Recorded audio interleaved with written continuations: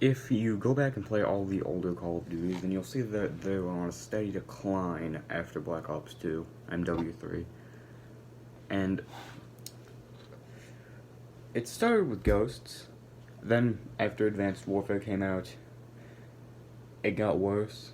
Then Black Ops 3 came out, then Infinite Warfare, then World War 2. Black Ops 4 came out, and from what I've heard, it's decent, but the lack of campaign really killed any chance of it being a huge success or being as good as all the other Black Ops games. But then we get Modern Warfare 2019. It came out. It was really, really fun. It brought with its own new mechanics, and honestly was a really fun time in my opinion. It brought with it tactical sprinting, brought with it doors. First with the Call of Duty series, apparently, doors have never been done before. It brought with it mounting, where you mount your gun on like a wall or something, and you get better accuracy. And it also brought with it the 725 at launch. I did not play it at launch. I bought it like around Season 3's end. Around the time Warzone came out, I think. So I did not get to experience the 725 at launch, but from what I hear, it was really bad. Just like a bunch of other balancing issues. But overall, it was a really good game, and I feel like it's painted a standard that all the Call of Duties moving forward should try to reach in terms of quality. What about Cold War? What about the newest Call of Duty game? Call of Duty Black Ops Cold War, which is an absurdly long title for a Call of Duty game. Well, if you ask me, so far, I'm really enjoying it. I feel like some of its biggest problems are mainly just a lack of content right now, which we're getting more down the road, but this is just an excuse for them to launch with a lackluster amount of content and just add it in later on down the road. And by the time the next Call of Duty comes out, this will finally have the complete version of Cold War, which we'll have to wait about a year for. So they're essentially launching the game with less content so that they can add the content back in later. And I don't like that business practice. I feel like the gunplay in Cold War is pretty good.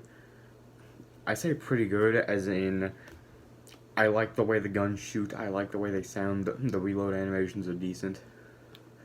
I haven't played a whole lot of the campaign, but from what I have played, it is quality. I have the most things to say about zombies, though.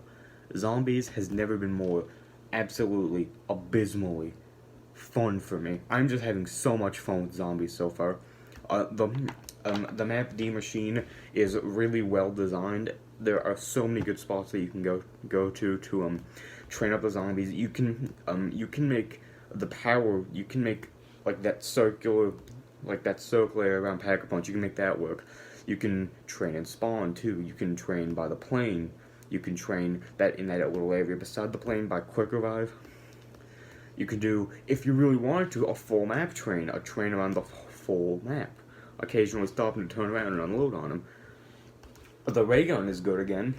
The Wonder Weapon is really fun to use. It's really satisfying just to have a whole horde behind you, turn around, bam, and then they're all dead. It's just really fun and satisfying to use it. And if you ask me, the only huge complaint I have about zombies so far is, the boss. Now, I don't have a problem dealing with the boss, but whenever I have a whole horde of zombies behind me, plus like 2 of the bosses, and once you kill them, they split off into 2 more, so we effectively have one boss turning into 2 bosses after you kill him. It's just not easy to deal with him, plus a whole horde, unless you have some sort of save-me weapon, or at least a double-packed weapon. Even a single-packed weapon can work. They've completely I would say they've completely overhauled zombies, but they haven't. Perks are back. Those were missing from Black Ops 4. They're just as good as ever. Strangely enough, Double Tap is non-D Machine. But they make up by having everybody's favorite Deadshot Daiquiri, yes. Plus, now you can upgrade your perks, not in-game, but like through these like weird crystal things. Before you ask, no, you cannot buy them with real money. A step in the correct direction. But you upgrade your perks to give them more better abilities, such as Speed Cola. When it's maxed out, reloads 30% faster. Stamina Up, you move faster when aiming down your sights, and you're just overall faster. Apparently, Deadshot is going to be hip-fire accuracy, is going to focus on better weapon accuracy. Elemental Pop focus. Okay, before we get into any more things, you choose your class before you start, and there's a new. I really like the new perk Elemental Pop. Effective. It's basically randomly whenever you shoot your gun, you get a random effect on it. For example, it could randomly turn a zombie, set them on fire, electrocute them, freeze them, whatever. But how does the multiplayer stack up? If I have the most feelings about multiplayer, no, about zombies, I've got to have something on multiplayer, though. Yes, I do. Multiplayer, it's not a downgrade for Modern Warfare. It's not an upgrade from Modern Warfare. It's basically Modern Warfare 2019. The only difference would be that it has a more Black Ops feel. If you liked Modern Warfare but thought, man, I don't like the tactical sprint, then that's basically this. Except they also got rid of the ability to. They removed tactical sprinting. They removed mounting. They removed doors opening and closing. So basically, everything Modern Warfare introduced besides Gunsmith is gone. Map boating is back though. Same with mode filtering. Gunsmith makes a return, which I really like the Gunsmith from Modern Warfare. For some, Cold Wars just doesn't feel the same as Modern Warfare. I feel like Modern Warfare's Gunsmith just felt just a little bit better, but Cold War's Gunsmith it's still pretty good to customize for customizing your class. You can still customize it well, customize it the way you want to customize it. The only difference is that it, for me at least, it just doesn't feel as substantial.